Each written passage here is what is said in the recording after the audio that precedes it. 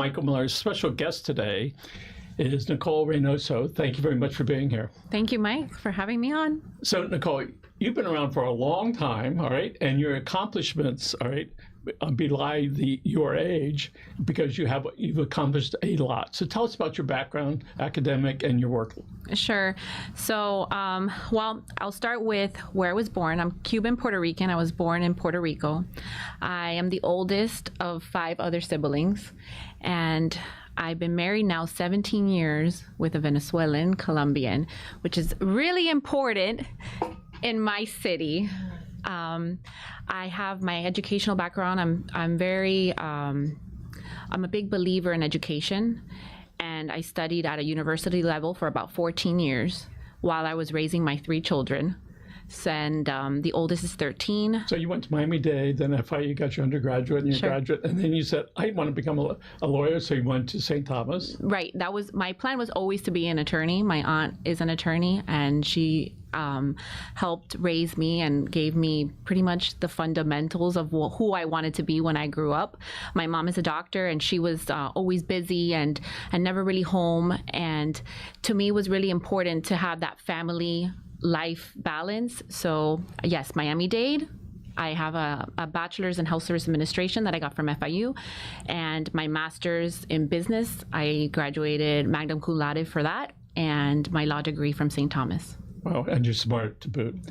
When you said you knew you wanted to be a lawyer, what age did you go, hey, I think I want to be a lawyer? So at first, as a child, I just would go to her office, scribble down some words, and I'm like, this looks fun. I can scribble all day long. And as I got older and I really started to understand the concept of what lawyers do as far as, representing people who need help, that's what I wanted to do. Now, I grew up in a Christian household as well. My grandparents raised me. And it was really important always in our house to give back to our community. And it was so natural because it was something that my grandparents instilled in me at a very young age. So it was part of who I am. And now as an adult, and being part of this amazing community that is Doral, the sense of giving back and being there for your community is something that fills my heart and is very natural to me as well. When did you start recognizing that as far as giving back? Well, again, at a very young age, I think definitely during my teenage years, when in high school they would tell you need to do community service hours. And it was more so of not having it be a duty, more so something that I wanted to do. And I would pick activities that I knew was impactful. For example, I would do my community service hours in nursing homes, or I would do community service at food drives. And now, as an adult, one of my first jobs at the city of Doral was representing then city council member Christy Fraga, where we did a lot of community outreach. So professionally, being involved in the community has always been something that I wanted to do as well. And you worked with Christy Fraga when she was a school board member. Right. What did you do with the school board? So at the school board, I was her chief of staff. And during that part of my career, we were able to visit lots of schools, understand how the school system works, the needs that the children had, as well as the teachers and administrators. So it was just another level of community that I was able to get involved with and learn. So having that public experience of working at the city and also working for our school district, which is the 3rd largest in the United States, is really unique opportunities that are helping me form as the candidate that I want to be for the city of Doral. So when you were at the school board, you started to recognize how important the family unit is, not just the student that's in 1st grade or 12th grade, but how that student is affected by everything that's in his life, including his family life, whether it's appropriate and whether he's getting the support that he needs. And did I read somewhere that you also had, worked in some senior capacities? Right. So right now, from the school board being chief of staff, I am the executive director for land use at the school board. I deal with their property inventories, the leasing, certain agreements that we have with different cities. So again, another level of learning how government works and how to work with other cities. And I enjoy it very much because it is still supporting and helping schools, but a different capacity, right? So always having that involvement of knowing how different parts of government work is very entertaining and and it's just another way of me getting to know more how society really works. And Nicole, lots of changes with the school board, with the schools throughout Dade County. And certainly in the last 15 years, it's switched around a lot. Then let's talk about Doral and your vision for Doral. Doral just celebrated its, how many years? 25, so 25. Now 26. No, really? It's been that long? We're babies. Oh, my goodness. We're and so when I look around to the cities, I would say Doral, if it's not the number one city in Miami-Dade County, it's certainly in the top 2 or 3, period. All hands up, period. It's quite dynamic in its residential and its business capacity, and parks too. So tell us what your vision is. If you could just push a couple magic buttons, and the city, meaning the commissioners and the voters, could say, "What a wonderful idea!" If you could push the magic button, and funding was not an issue. Right. All right. Tell us about what that would look like. I love the question. So we have an amazing canvas to work off of already. We have amazing parks. The community is very family oriented. So the things that I want to do is definitely work with our senior community. They want companionship. They are part of the legacy of who we are as people and who we are as a city. So affording more opportunities for them is definitely on the top of my list. Second, we have culture. We are a new city. This is the time to do like a historical inventory and start the different people that live there, the different buildings that we have, how we became a city, and keep that log. I think it's important to start recording the things that we do from the start. So that's easier record keeping in the future, and just bringing more, whether it's performances or artists, painters, actors into the city. I think culture is very important because we're a melting pot of a city. We represent a lot of Latin American communities, and to be able to represent them and have functions that represent their culture as well within our city is very important. And then, obviously the things such as security, traffic, better transportation, those are the things that it's hard. It's going to be hard, but I know that with the right counsel and the right support, we can do it. But that magic button I would definitely use on our traffic. Okay. So the people can have an opportunity to vote for you come, the last day to vote is December 10th. Right. There can be early voting. Is there such an animal in this? We do. So there's until November 28th. People can request their ballots so they can come to their house, they can vote from their home, they can either drop it off at the mail or at the elections department that we have in Doral. But if not, you have until December 10th, which is at each individual's precincts. There are about 7 precincts in Doral that they would have to go from 7 in the morning to 7 at night to vote. And these elections are very important because very little come out for a runoff election. So this is a citywide, and people are going to elect somebody in seat 3. Right. How many seats are there? Well, there's 4 council seats and 1 mayor. And so each of the council seats are a different particular area. Correct. They're per seat. So seat 1, 2, 3, 4, and then mayor. Okay. And I'm seat 3. So for the last year and a half, there's been a big stink, so to speak, no pun intended, when the Miami-Dade County's incinerator burnt to the ground. I think it was February 2023.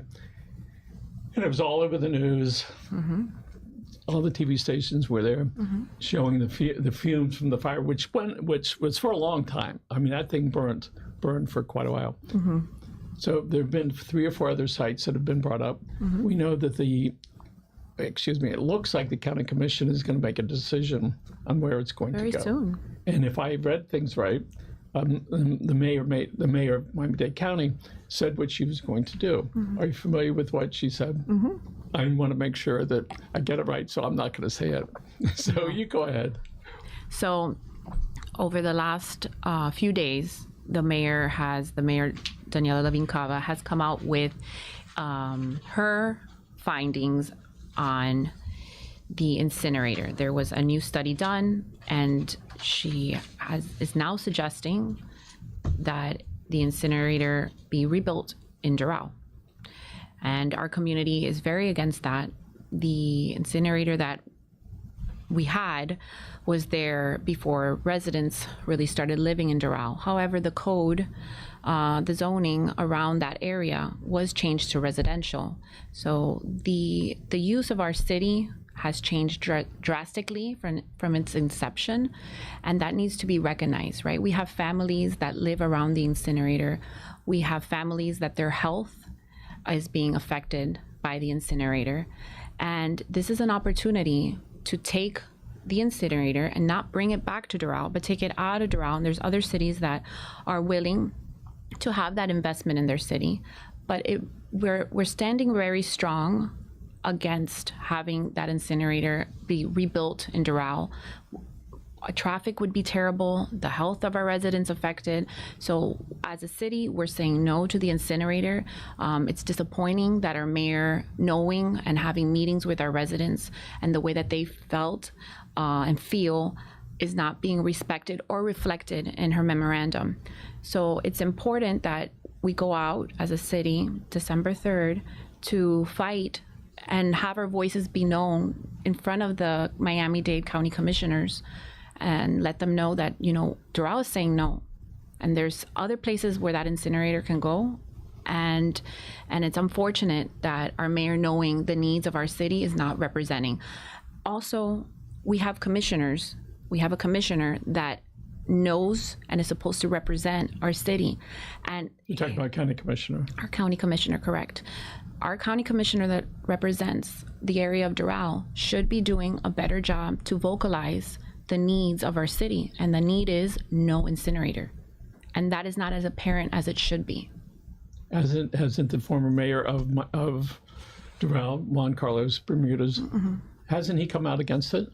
He will say that he doesn't really want it, but it's not a firm position. And I've seen him at meetings discussing the issue, and it's not a firm decision. When you take a stance, you cannot be gray. This is your position. No. What do we have to do to move the incinerator from here? And these are our options. And this is what he needs to do to better represent our city, and he's not doing it. So it's when there's a question of fact of, are you truly representing the interest of your community, then you're not really doing the right job. In order for that to be passed, that's before the county commission. They're the ones who decide. Now, yes. The mayor, the council within Doral does not have a say as to where the incinerator goes, but we have to represent our residents and their wants. I believe was in the Herald, I'm sorry, sort of implied that there were several of the county commissioners that wanted it to stay there. Did you read that also into that? No, I haven't seen that one, no. Excuse me. But I know there are some that do not want to move it. There's cost issues. We already have the space, but really the amount of trash that is being processed within Miami-Dade, by the time that incinerator is built in Doral again, it's going to be obsolete.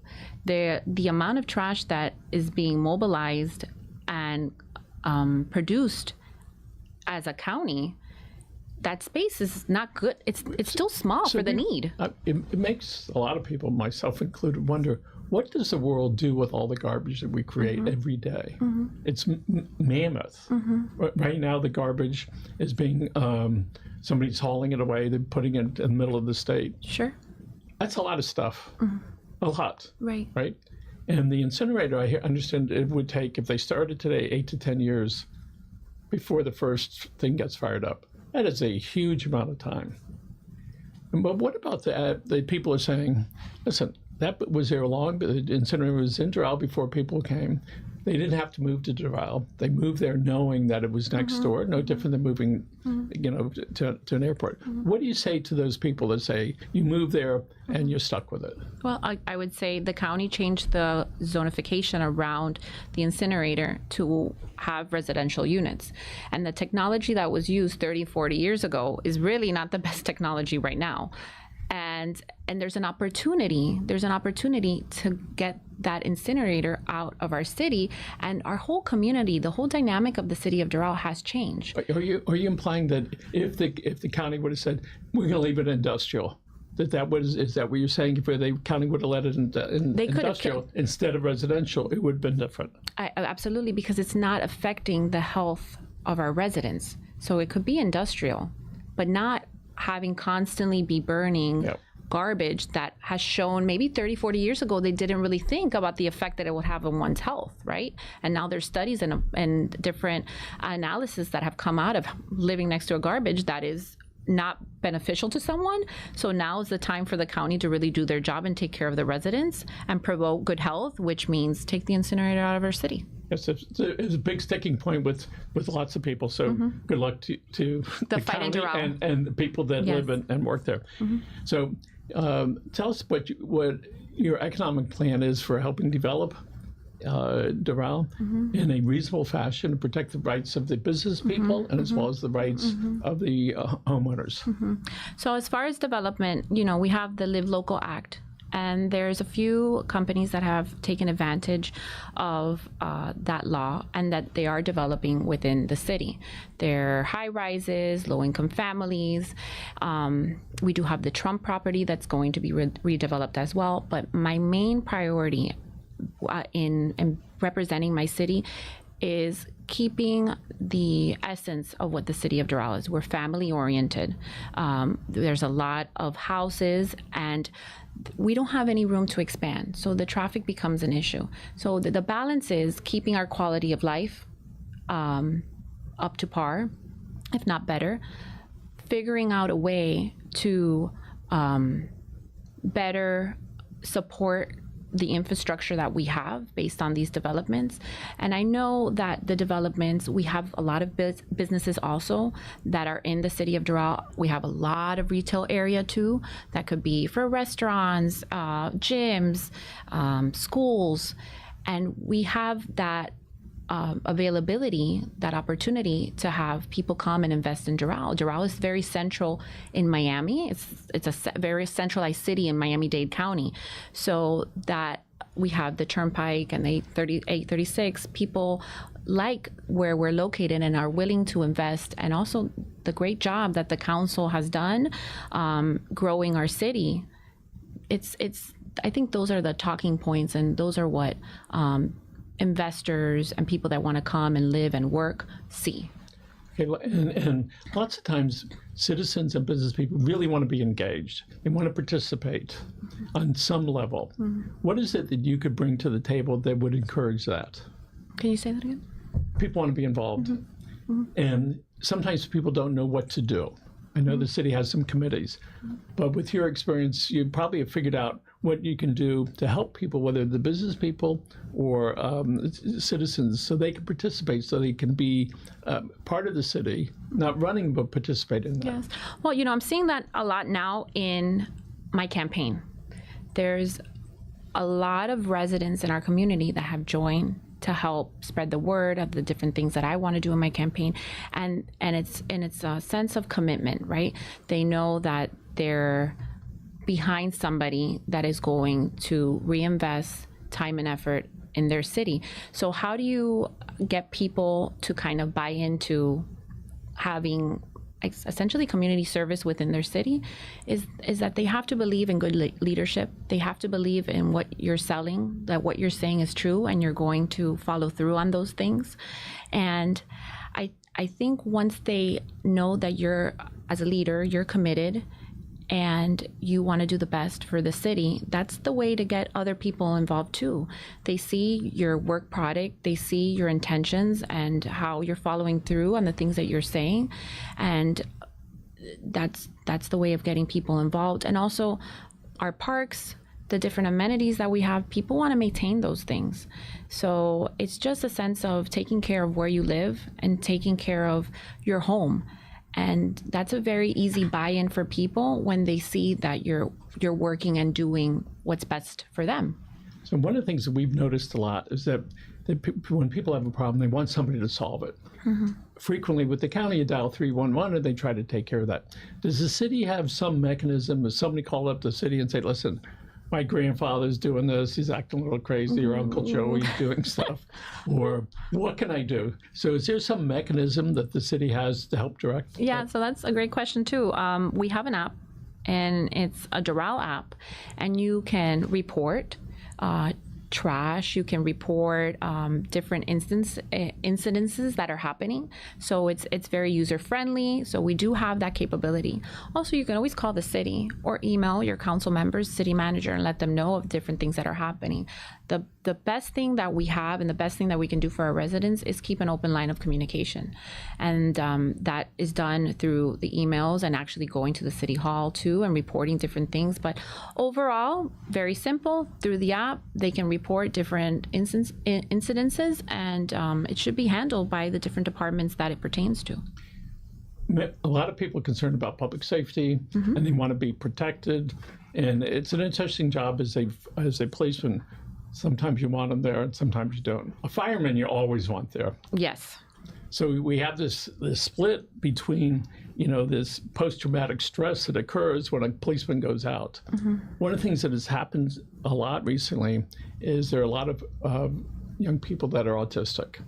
And when the police go out, until recently, they can't quite figure out, is that person hostile? Is there something wrong with the person? What should they do? We know that there's some classes that are there, and also that the homeowner can buy a sign, or can give them a sign to do that. Can you tell us about some of the extra training that police have to protect the citizens? Well, I can't speak on all their training because I don't know. But what I do know is that, let's say, our chief of police for the city of Doral, working as the chief of police for the school board, he brings that experience, and that experience is reflective on children with special needs. And what I do know is that we do have like the stickers, and there's special reportings that you can make to advise, let's say, a 911 operator, that they know that this person within the household has a special need or a medical condition. So those are things that are happening. But what we can do, if it's not already done, is provide the training and the resources that they need, how to handle particular people of need, whether it's an older person, somebody with a medical need, or somebody that is special needs as far as their mental capacity. So it's all about just training and preparing. And as long as you have that resource, and that's something that our police department should be able to do. Okay, next. The thing that people love to complain about, traffic. Yes. Right. Traffic. That was part of my magic button. Yes. Remember? Yes. And one of the things we've learned, it's really mobility in that. How are we going to move around in that? We doubt that it's ever going to be better. It's how we participate in that. We frequently have the Citizens Independent Transportation Trust is here. They talk about mobility. So what extra things should people be concerned with as far as getting around Doral? Well, again, we are a centralized city. We have about 200,000 people or so that transit during the week because of work. So part of that is just planning the infrastructure of new developments, so it affects us as least as possible with our traffic. And the other thing is, traffic is a regional problem in all of Miami-Dade County. Yes. So we can't just say, oh, Doral, what are you going to do? It's what is the county going to do, right? And we know that during the morning when you're driving to work or dropping off the kids, that you're going to have more traffic than 11, 12 o'clock. So it is a regional issue. But what we can do within the city of Doral, step one, we can synchronize our lights so you're not waiting longer than what you need to for that flow of traffic. And just planning smart for new developments, and using those impact fees that you get from different projects when they do decide to invest and develop within your city to help with the infrastructure of traffic and our roads. I want to make sure I use the word right. There's a certain type of bus. What do we call it? The trolley? The trolley. Let's talk about the trolley. So right now, our trolley system, we need to improve it. We need to have more direct routes. The waiting time is longer than what people should be waiting for. So it would be reorganizing that system so it is more effective and efficient for our residents. There are people that depend a lot on our transit system, and as a growing city, we need to invest in better transportation because that could be the difference of helping in traffic or not. having more people that use the same route get on one big trolley to go there. But it's all about planning for the future and doing that now while we're still a young city, and using, you know, that half penny to help out with the growth of any transit. In the old days, people used to say, "Where's Doral?" Before it was the city. I said, "Well, go to 36th Street, take a left. There'll be a rider truck system right there, and then on the right-hand side, her bets is there." So in the 20 years, it's 20 years, 25 years. What a magnificent city! And those are all growing pains that everybody is going to go through. And there are lots of relaxation things that people can do. Doral's known for its parks. So let's talk about the parks and the continuation of activities at those parks and some others. Can you fill us in? Sure. So we just opened our Central Park, and it's a beautiful facility. We have the amphitheater. You can walk. There's certain areas where people can do the exercise with the calisthenics machines. We're opening up a water park there as well. So it's really just a beautiful area for our city. We have other parks with, you know, your baseball, your football, your soccer, basketball, and you can tell that our parks are really like a hub for our community. It's where people meet their neighbors, they hang out with their kids, schools go and they practice their sports in our parks. So it's really important, I think, for the well-being and the harmonizing of our community to invest in our parks. We don't have a lot of land, so it's really important to be able to upkeep and maintain and improvise programs that our residents are also asking for.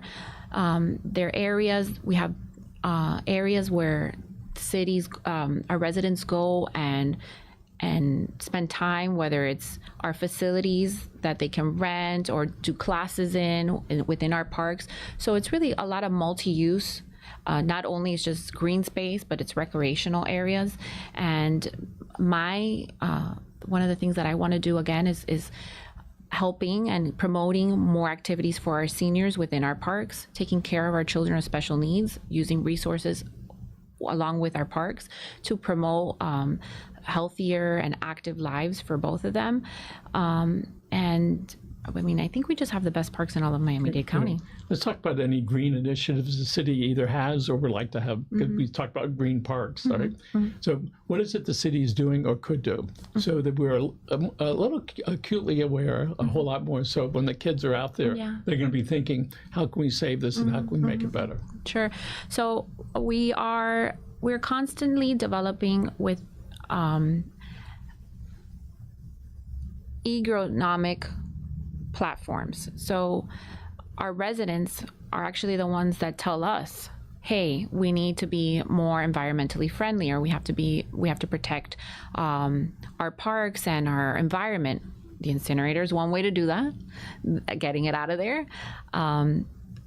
picking up the trash that's around. We do try to do community service in the sense of keeping our streets clean and the beautification programs that we have, that companies will adopt certain avenues, streets, and clean it up. So there are those incentives and initiatives, and just the residents taking it upon themselves too to keep our city clean. And we have a great public works department that goes out there and maintains our city clean. But as far as the green initiatives, we are a smart city. We use data that is picked up to better the way our city works. The trolleys, we can always do something that's more, environmentally friendly as far as the gas usage. So a lot is being done through our residents, but we can always do more. Supposedly, when one gets elected, it's a part-time position. But nobody believes that because you get the calls all the time. Right. Are you ready for that? I am. Right. My motto in life is a lot of trade-offs, right? My schedule doesn't look the same every week, but I balance just fine everything that is required and needed of me. And if I thought for a second that I couldn't perform my 9 to 5 and perform the job that is required of me to take care of my residents, I would have never tossed my hat in the race. And I think the experience that I hold is what has led me to make that decision and know that I can handle it. And I'm going to, do the best that I can to constantly balance those two jobs. But you're right, it isn't a part-time, because as soon as you become an elected official, that is who you are. You can't shut that off.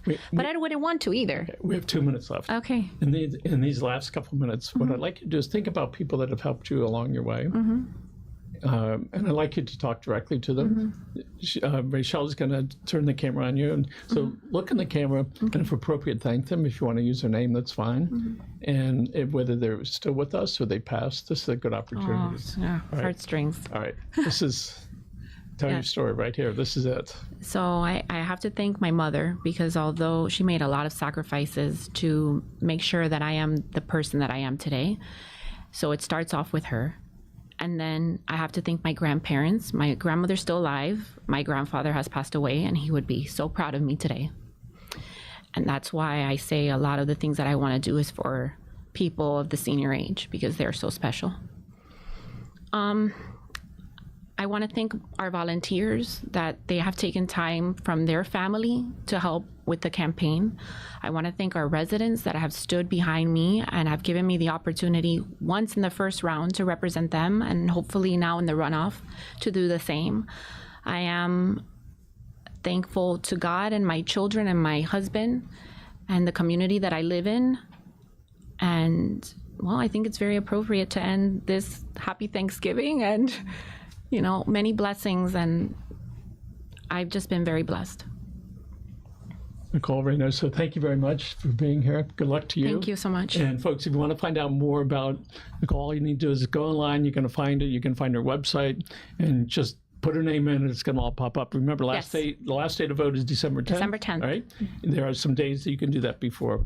Again, congratulations and good luck to you, and we'll see you on the other side. Thank you. Folks, again, thanks for joining us.